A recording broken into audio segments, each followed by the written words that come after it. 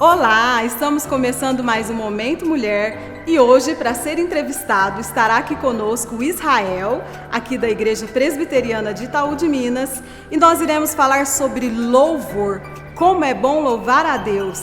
Temos o louvor com a Rafaela e uma palavra abençoada para a sua vida. Fique conosco, dê um joinha aí, compartilhem com todos, gente, está maravilhoso o programa. Fiquem conosco.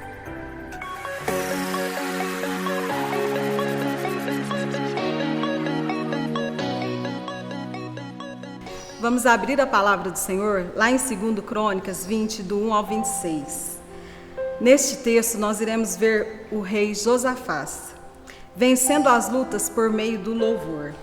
Encontramos exemplos de pessoas que enfrentaram as lutas diárias através do louvor, por maneiras bem diferentes dos padrões nossos aqui de hoje, da nossa cultura. Encontramos o rei Josafá humilhando-se diante de Deus, com jejum e oração. Ele reconhece que não tem forças para vencer os seus inimigos em batalha. Ao saber que nações inimigas que vinham destruí-lo, ele não pôs a sua confiança em seu exército, mas ele reconheceu que era dependente de Deus para vencer a batalha. Ele tinha algo precioso em seu coração, que transformou a situação aparente de perdas em ganhos. Ele tinha fé. E lá no verso 12, nosso Deus, acaso não executarás tu o teu julgamento contra eles? Porque em nós não há força para resistirmos a essa grande multidão que vem contra nós. E não sabemos nós o que fazer. Porém, os nossos olhos estão postos em ti.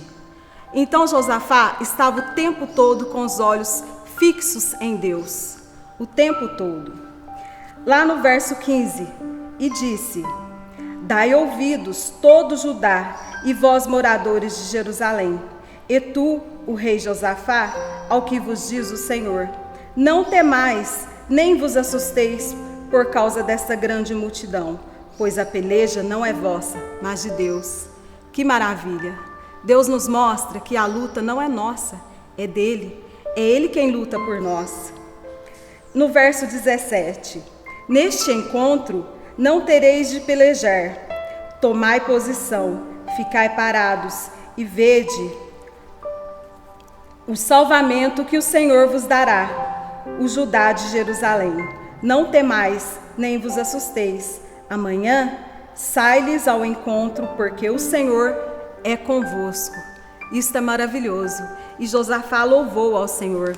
E nós vemos aqui que Josafá colocou os levitas à frente do seu exército, à frente de todos os soldados. E nesse ato de fé, ele pôde contemplar o agir de Deus na sua vida e na vida de todo o povo de Israel.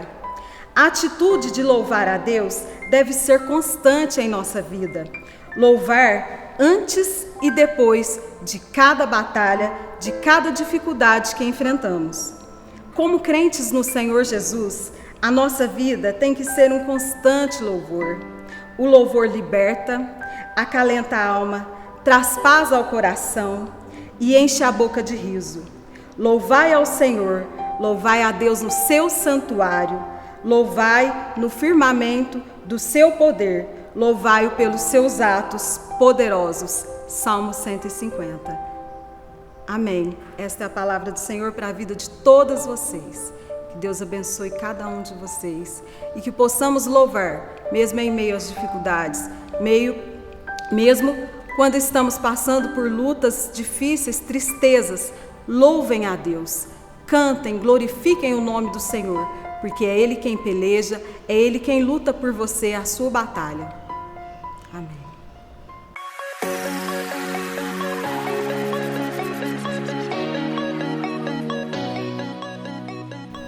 E nosso convidado hoje é o presbítero, líder de louvor, Éder Israel Emídio, esposo da Renata Cristina Oliveira Emídio, pai do Davi Oliveira Emídio, nascido em Passos, sua profissão representante comercial na área da indústria.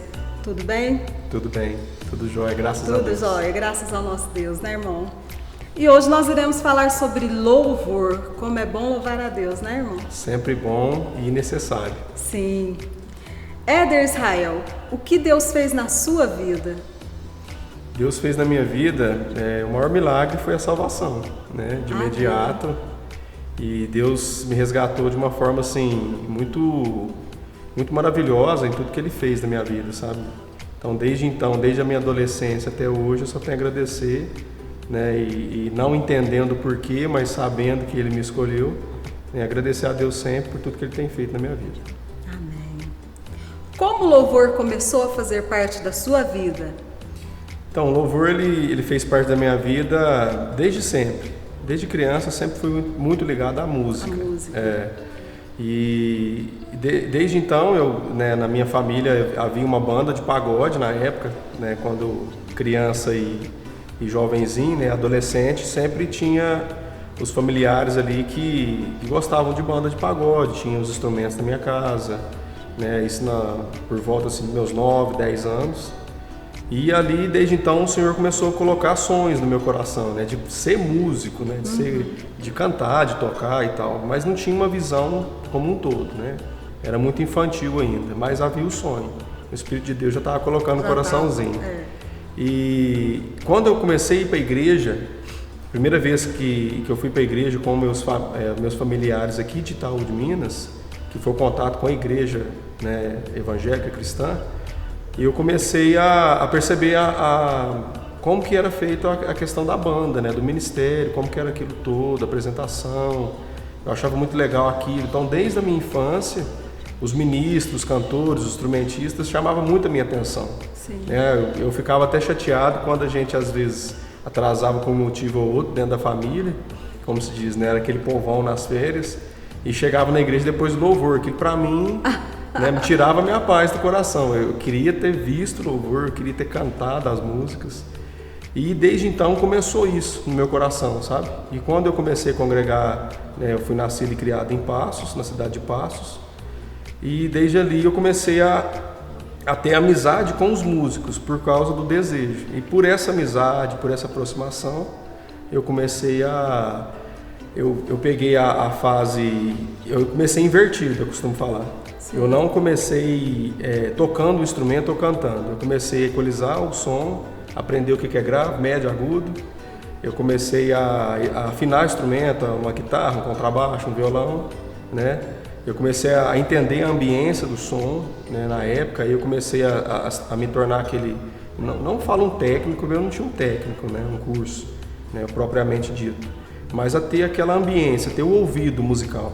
Sim. Aí desde daquilo ali, acompanhando o ministério da igreja do Planalto, né, presbiteriano do Jardim Planalto, aí os músicos começaram, não, vai ter uma oportunidade de um instrumento. Eu tô cansado desse aqui, eu não quero tocar. Aí eu peguei e falei assim, não, eu acho que é a oportunidade de participar, de entrar. O primeiro instrumento meu foi o contrabaixo.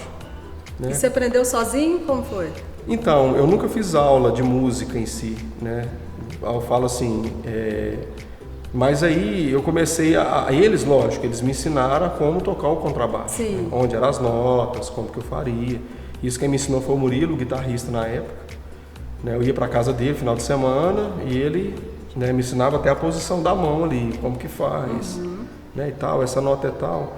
E eu lembro que eu peguei uma madeirinha de caixote, daqueles caixotes de fruta e verdura, sabe? Sei. Eu peguei uma madeirinha, coloquei todas as cordas do violão com uma crina.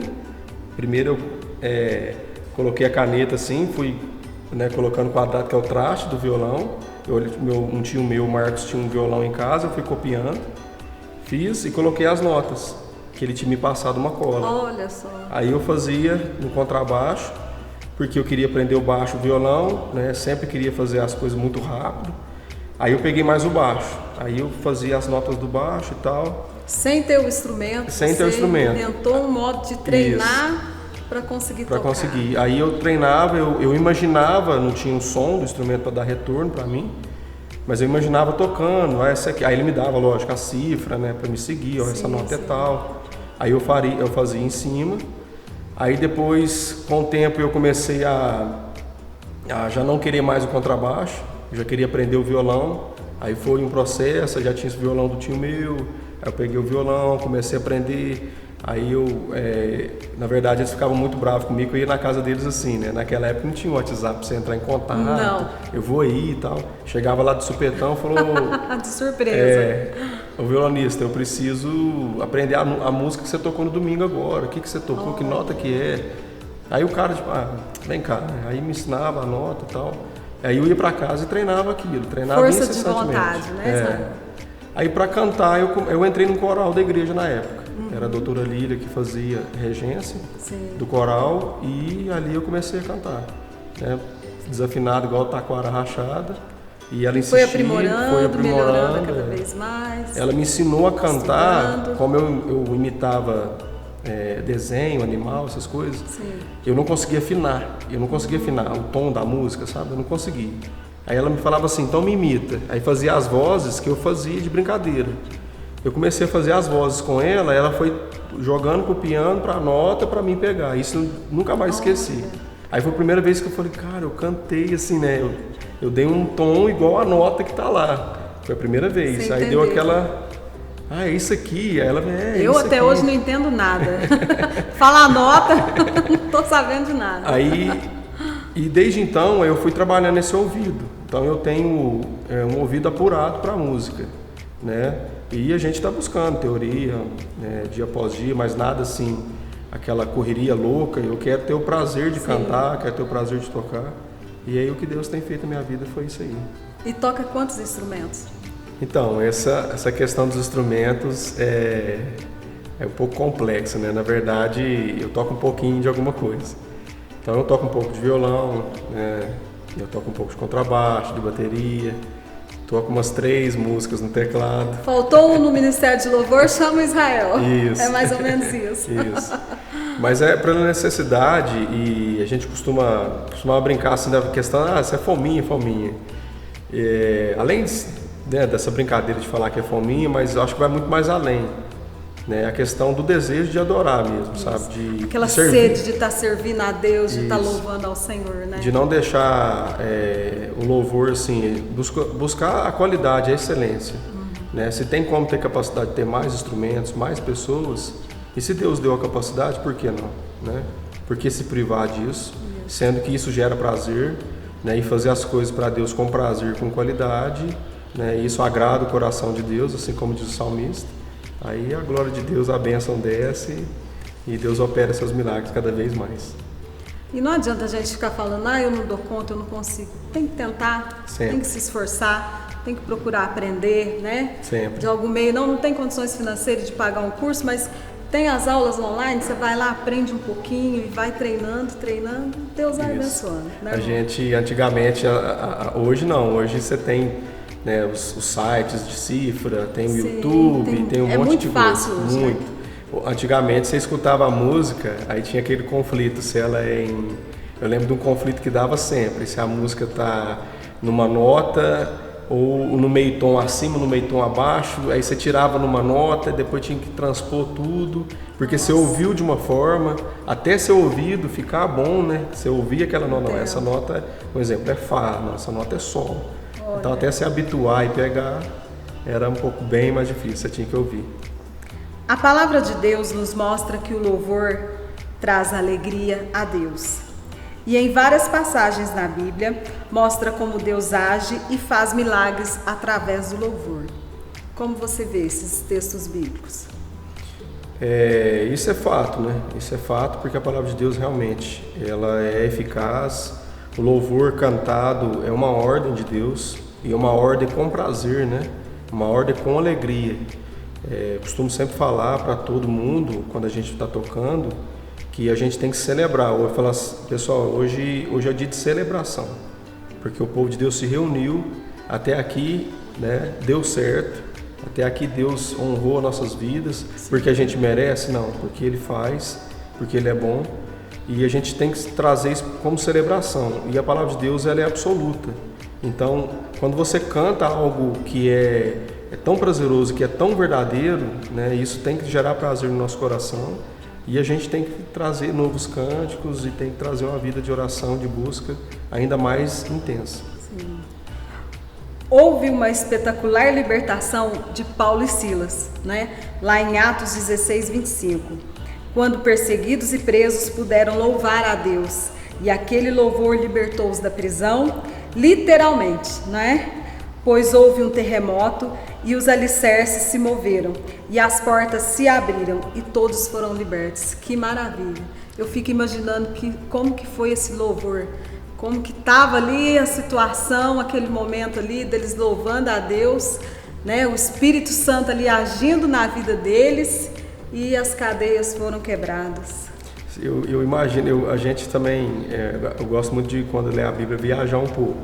Eles foram açoitados, né? Eles foram perseguidos, eles foram açoitados. A condição deles estarem amarrados, segundo os estudos, né? Eles estavam de cócoras, né? Com os braços e os tornozelos juntos, né? Com as costas todas abertas, porque o açoite ele era muito violento, né? Então, a condição humana ali, não havia condição de louvar a Deus naquele momento, não havia. Mas ali, no nosso ver, né? Isso, a gratidão deles, porque por estar sofrendo em nome de Cristo, né, fez com que o coração deles enchesse, porque assim, a carne poderia estar enferma, mas o coração e a mente não estavam. Então, quando isso é de fato ligado a nós, como foi com Paulo e Silas, há esse louvor que gera terremoto, que gera transformação, que gera libertação, que cadeias quebram. Tem uma canção muito famosa nos Estados Unidos e ela pegou um pouco no Brasil, no entanto, que há poder no nome de Jesus para cadeias quebrar. Esse hino é maravilhoso. E a cantora que canta também, a Tasha, né? A voz é uma coisa de louco, usada, né? E é uma verdade. E aí vem eu acredito que ela deve ter tirado dessa passagem, né? Para cadeias quebrar. Né? Há poder no nome de Jesus. E é o que eles acreditaram. E é o que a gente tem que acreditar. Isso. E louvar a Deus, mesmo em meio às tristezas e às alegrias. Sempre. Né? Sempre. E o profeta Abacuque disse que se alegraria no Senhor, mesmo que tudo lhe faltasse. Lá em Abacuque 3,18, né?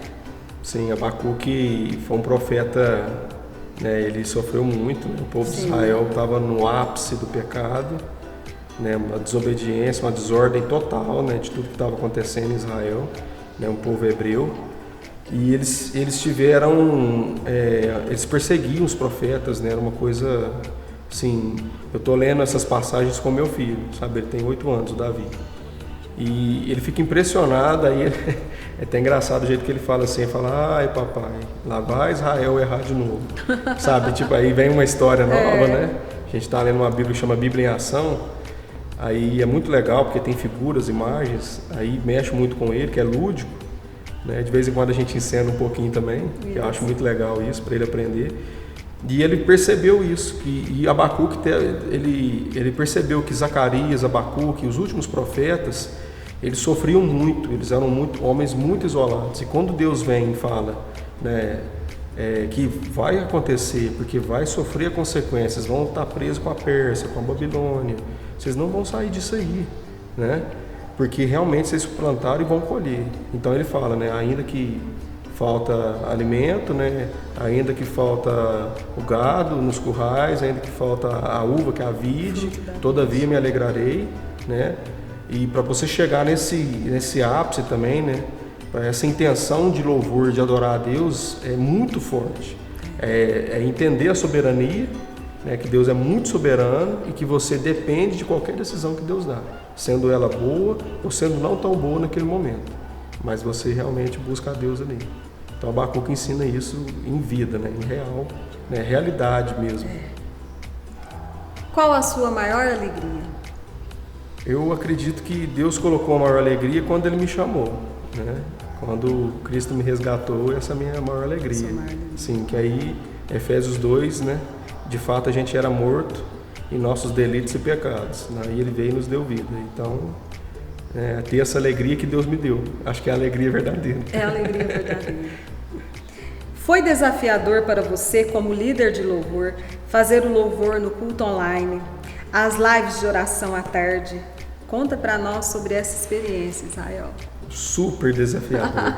O pessoal aí a gente fica muito, é um cenário totalmente diferente. A gente está acostumado com a igreja, com o calor da igreja, a receptividade, o volume de voz que a igreja tem, né, a expressão corporal.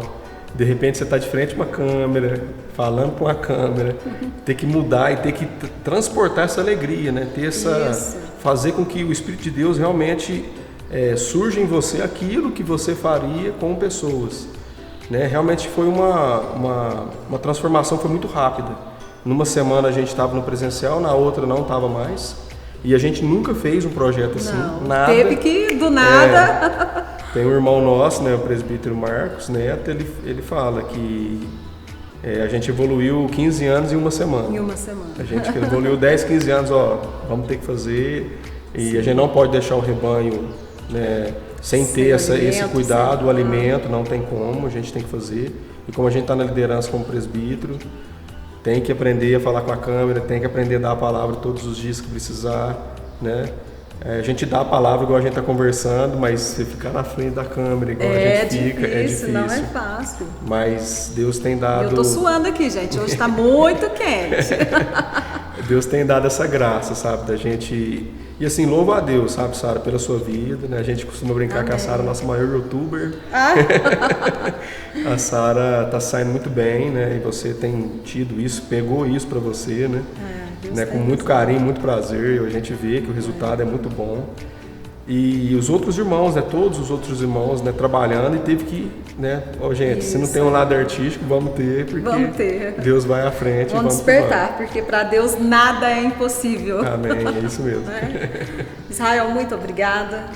Deus te abençoe muito, toda a sua família. E eu que agradeço o convite, agradeço a todos, que você, né, a gente sempre fala, compartilhe, dá o seu like, né? Vamos viralizar coisas de Deus, porque é bênção. Né, a graça de Deus na vida de todo mundo. E é isso aí, né? Vamos crescer e muito obrigado, espero, né, estar aqui mais vezes, né, com novos conteúdos, novas, né, novidades de tudo que está acontecendo conosco, com a nossa igreja, e estamos juntos, sempre. Amém. Amém.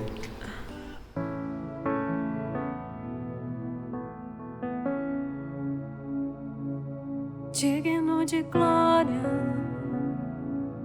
e louvor,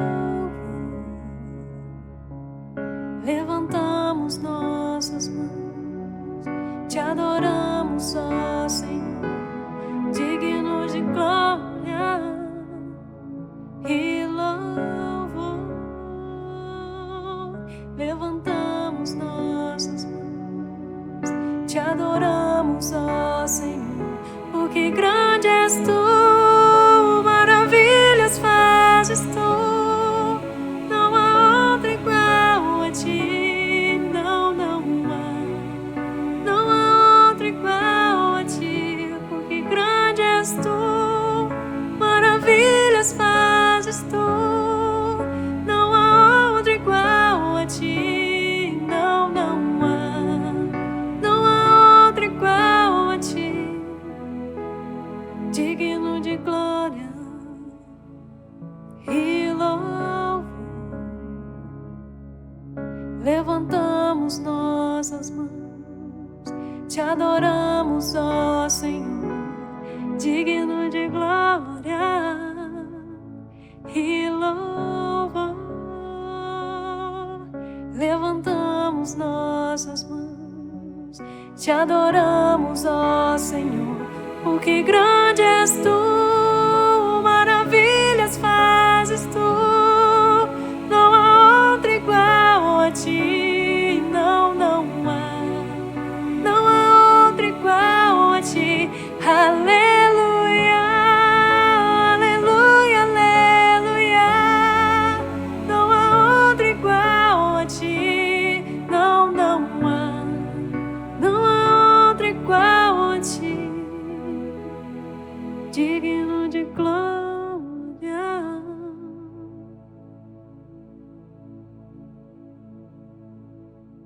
Digno de glória e louvor. Como é maravilhoso louvar a Deus.